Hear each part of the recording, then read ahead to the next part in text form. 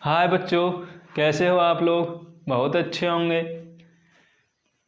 स्वागत है आपका एनसीईआरटी लॉन्च क्लासेस चैनल में।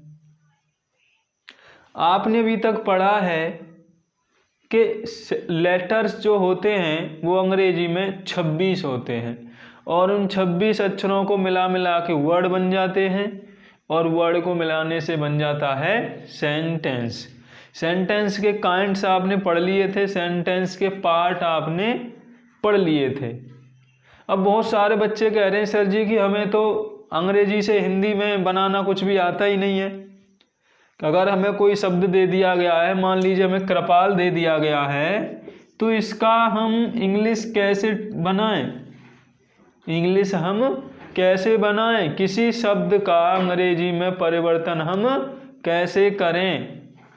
किसी हिंदी शब्द का अंग्रेजी में परिवर्तन कैसे करें?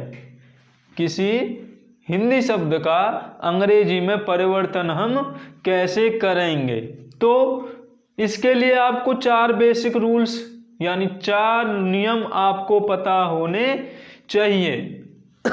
तो आप एक निश्चित ही हिंदी शब्द की अंग्रेजी बना दोगे चैलेंज से, बशर्ते आपको वो 4 रूल पता होने चाहिए। कैसे पता होने चाहिए भाई वो 4 रूल? आप कोई सी भी क्लास में अगर पढ़ रहे हो तो सबसे पहले आपको हिंदी के अक्षरों की अंग्रेजी आनी चाहिए। सबसे पहले नियम क्या है? आपको हिंदी के अक्षरों की अंग्रेजी आनी चाहिए। अगर आप पर ये नहीं आएगी तो आप किसी भी हिंदी शब्द का अंग्रेजी में अनुवाद नहीं कर पाएंगे या उसको ट्रांसलेट आप अंग्रेजी में नहीं कर पाएंगे। तो मैं क्या बता रहा हूँ, जैसे आपने हिंदी में अक्षर पढ़ा होगा, आ से स्टार्ट हो गया। कहाँ से स्टार्ट हो गया? आ से। फिर बड़ा आ आया, छोटी ई आएगी, डॉट डॉट हम चलते चले जाएंगे, लास्ट में आपको मिल जाएगा ज्ञान, ज्ञानी, है ना? ज्ञान मिल जाएगा।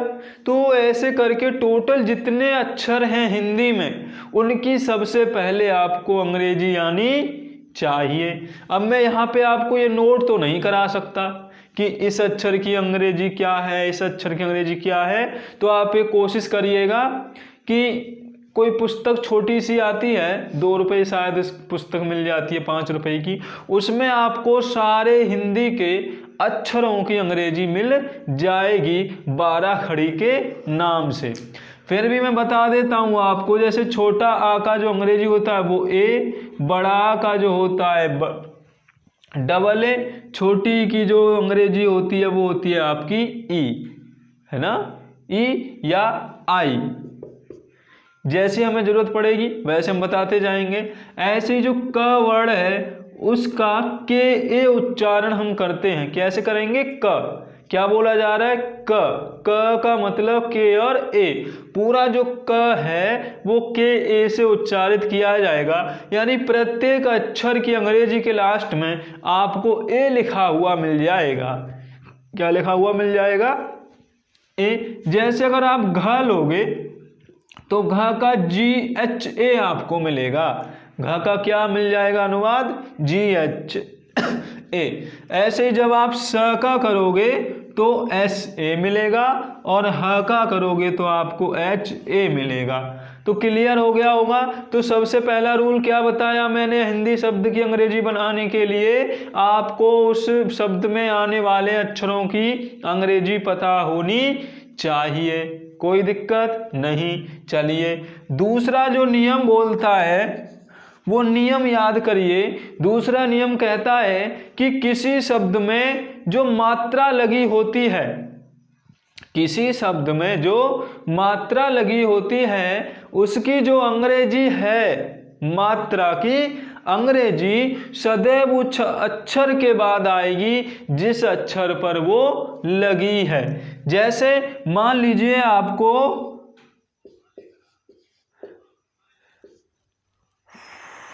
कोई अंग्रेजी बनानी है, किसकी बनानी है? मान लीजिए आलसी की अंग्रेजी बनानी है, तो मैं क्या बता रहा हूं, इसमें ये आ की मात्रा आ रही है और ये बड़ी ई की मात्रा आ रही है। ये आ की मात्रा है और ये बड़ी ई की मात्रा है। तो ये तो भाई अक्षर के बाद में है ना, तो उस अक्षर के बाद ही आएगी जिस अक्षर पर वो लगी है ना। स पे लगी थी, स के बाद आ गई ना। यहाँ पे आपको सबसे बड़ी चीज जो बताने वाला हूं मैं, वो आपको ये याद रखना है कि जब मैंने स बनाया था तो उसकी अंग्रेजी ऐसे बनाई थी, लेकिन जब मात्रा लग जाएगी तो वो वाला ए हट जाएगा। क्या होगा? वो वाला ए हट जाएगा और केवल उस शब्द के साथ मात्रा की अंग्रेजी आएगी। मान लीजिए आपको बतानी है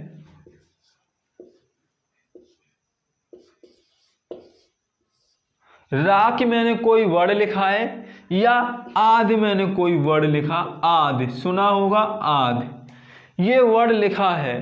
अब आप गौर करिएगा कि ये वाली जो छोटी की मात्रा है वो क से पहले आ रही है, इसमें जो छोटी की मात्रा है वो द से पहले आ रही है।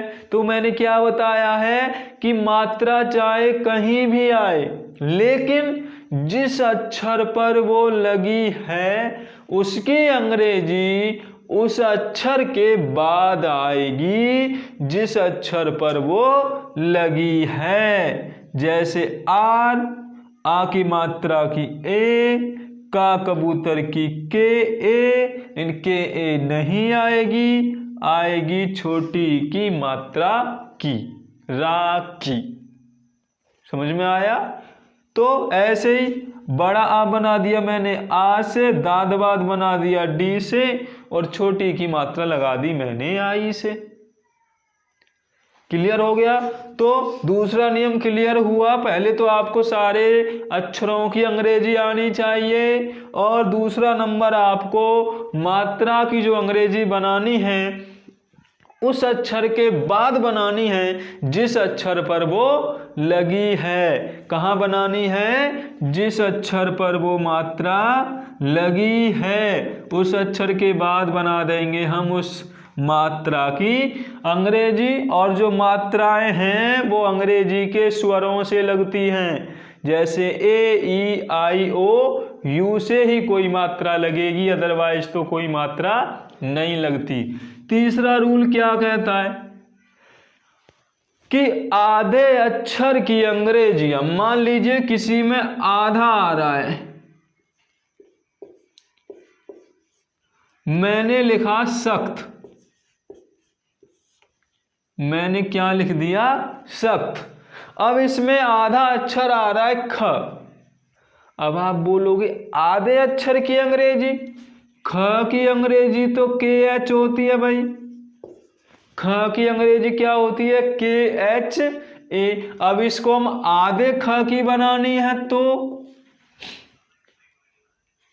है ना, बड़ा दिक्कत। अब इसको काट तो नहीं सकते भाई, के को ऊपर नीचे से काट दें, आदि के लिख दें, एच लिख दें और ए आदि कर दें, ऐसे तो संभव नहीं है। अंग्रेजी में किसी अक्षर को आधा बनाना तो संभावना है नहीं किसी अक्षर को आधे बनाने की। तो क्या करते हैं हम, आधे अक्षर के बाद, यानी जो आधे अक्षर की अंग्रेजी बनाते हैं, तो देखिए इसमें ए लगा था तो इसके बाद ए नहीं आती, यानी कभी भी आधे अक्षर के बाद मात्रा की अंग्रेजी नहीं आएगी और ना ही हम उसका यूज करेंगे। क्या मैंने बोला कि आधे अक्षर के बाद कभी भी मात्रा की अंग्रेजी नहीं आएगी। समझ में आई बात? तो यहां पर जो ख की अंग्रेजी होगी वो खाली के एच होगी। तो कैसे बन जाएगा? स बन गया ऐसे, आधा ख बन गया के एच और त बन गया टी से। तो क्या बन गया? ये सख्त। क्या बन गया? सख्त। तो तीसरा रूल याद हो गया होगा ना कि आधे अक्षर के बाद कभी भी मात्रा की अंग्रेजी आ नहीं सकती, यानी कभी भी आधे अक्षर के बाद और पूरे अक्षर के बीच में कोई भी स्वर नहीं आएगा। याद रखना इस बात को कि आधा अक्षर हो और उसके बाद जो पूरा अक्षर है उन दोनों के बीच कभी भी स्वर नहीं आएगा। कभी स्वर नहीं आएगा तो उसके बाद कभी भी मात्रा नहीं लगेगी। तो आधा अक्षर क्लियर हो गया होगा। जैसे मान लीजिए हमको स्पष्ट की अंग्रेजी बनानी है तो स्पष्ट की क्या हो जाएगी, स बन गया ऐसे से, ए नहीं आएगा, ऐसे से बनता है स तो ए नहीं आएगा। हमने क्लियर बता रखा है कि आधे अक्षर और पूरे अक्षर के बीच में कभी भी स्वर नहीं आएगा। तो ये तो हो गया पी का अंग्रेजी पी ए और स का अंग्रेजी एस। ये आधा 66 कोण आ गया, आधे 66 कोण की अंग्रेजी एस एच। अब भी स्वर नहीं आएगा और टी की अंग्रेजी ट की अंग्रेजी टी। क्या बन गया, स्पष्ट। क्या बन गया, ये अस्पष्ट। तो कभी भी आधे अक्षर के बाद हम स्वर का प्रयोग नहीं करते या कभी भी आधे अक्षर के बाद हम मात्रा की अंग्रेजी नहीं बनाते। ये हमारा किसी भी शब्द को ट्रांसलेट करने के लिए तीसरा नियम हो गया। चौथा नियम क्या बोलता है जी, अब आप जानते होंगे चौथा नियम बड़ा सिंपल सा है कि जो र होता है आधा वो कभी तो ऊपर उड़ता है। जैसे ऊपर कैसे उड़ जाएगा, आर्क। कैसे उड़ेगा, आर्क बोल दिया मैंने। तो ये कहाँ पे उड़ रहा है, क के ऊपर। और अगर मैंने आकृति बोल दिया तो कहाँ पे उड़ा है, इसमें क के नीचे। कहाँ पे उड़ा, क के नीचे उड़ गया। तो इनकी अंग्रेजी और बनाना सीख लें तो कोई भी शब्द नहीं बचेगा आपसे बनाने के लिए। कैसे बनाएंगे तो याद रखिए, जब कभी भी, अभी तो मैंने बता दिया था ना कि जब कभी भी र ऊपर उड़े, कहाँ पे उड़े, ऊपर उड़े, तो उसकी अंग्रेजी उस अक्षर से पहले आएगी जिस पर वो उड़ा हुआ है और उसके बीच में या उसके बाद कभी भी स्वर नहीं आएगा। याद करिए क्या बोला मैंने कि अगर र ऊपर उड़ रहा है तो उसकी अंग्रेजी उस अक्षर से पहले आएगी जिस पर वो उड़ रहा है। अब ये र किस पे उड़ रहा है, क पर। तो हम क की अंग्रेजी बनाएंगे बाद में, क से पहले आएगी ऊपर उड़ने वाले र की। कैसे, आ बन गया डबल ए से।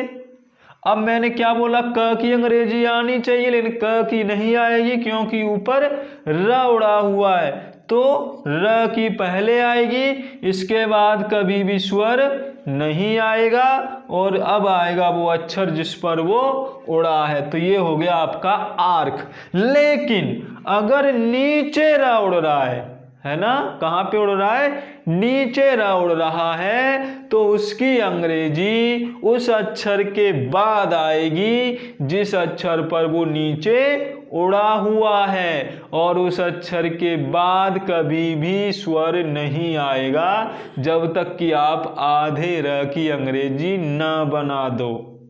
क्या नहीं आएगा, पूरे अक्षर के बाद स्वर। कब तक, जब तक कि आप उस र की अंग्रेजी न बना दो।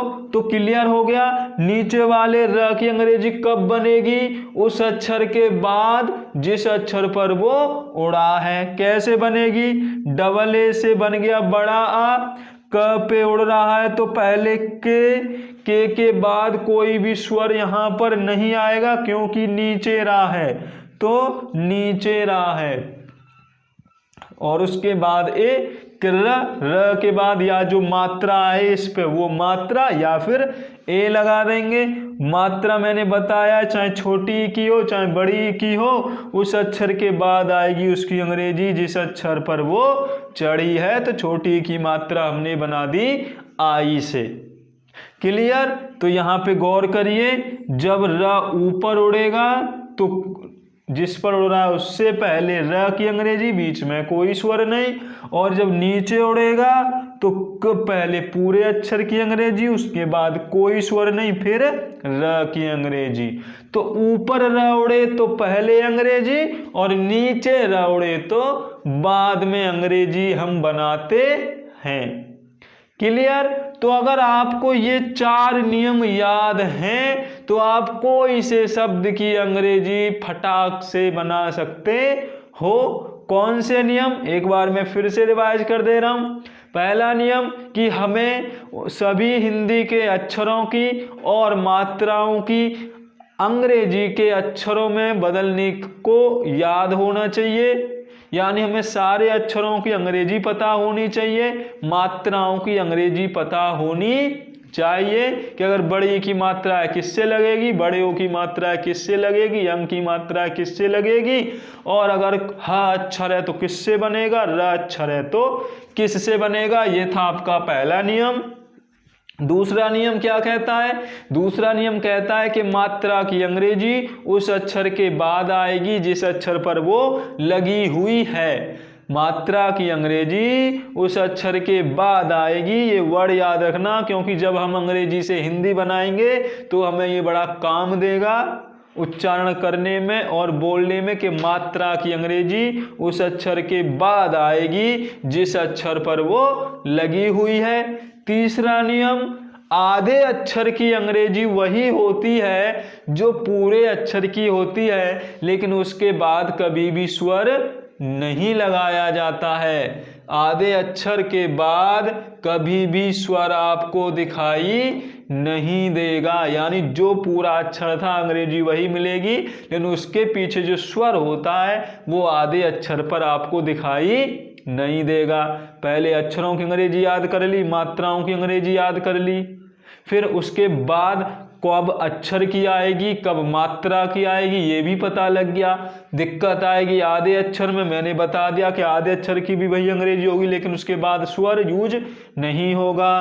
तीसरा, र ऊपर र दो तरीके से उड़ता है, ये दिक्कत कर सकता है हमें। अगर र ऊपर उड़े तो उसकी अंग्रेजी उस अक्षर से पहले आती है जिस अक्षर पर वो उड़ा हुआ है, और उस र के बाद में स्वर नहीं आता। और अगर नीचे र उड़ा हुआ है तो भी उस अक्षर की अंग्रेजी पहले आएगी जिस अक्षर पे र उड़ा हुआ है, जैसे आकृति। क्लियर कर लोगे?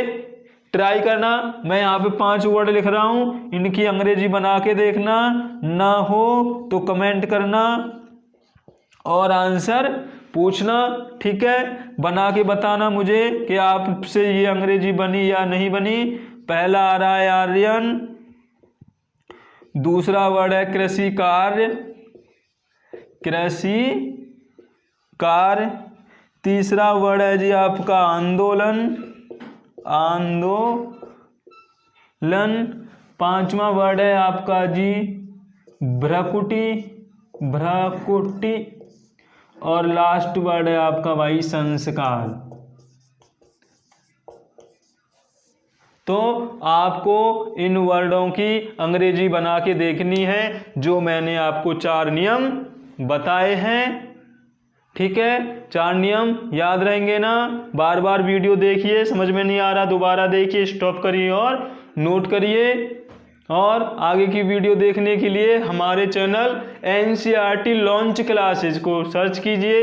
वैसे तो आपने देखा ही रहे हो, ये वीडियो देख ही रहे, तो इसके नीचे चैनल का नाम आ रहा है, उसके आगे सब्सक्राइब लिखा हुआ है ना, रेड कलर में, उस पर ओके कर दीजिए, वो काला हो जाएगा। बेल की घंटी दबा दीजिए, उस पर निशान बन जाएगा। क्यों? क्योंकि अगर जब हमारी वीडियो अपलोड होगी तो आपके पास सबसे पहले नोटिफिकेशन जाएगा, वो घंटी बज जाएगी, है ना? तो आगे की वीडियो देखने के लिए चैनल को सब्सक्राइब करिएगा, बेल की घंटी को दबा दीजिएगा, जिससे हमारी आने वाली वीडियो आपके पास तुरंत पहुंच सकें।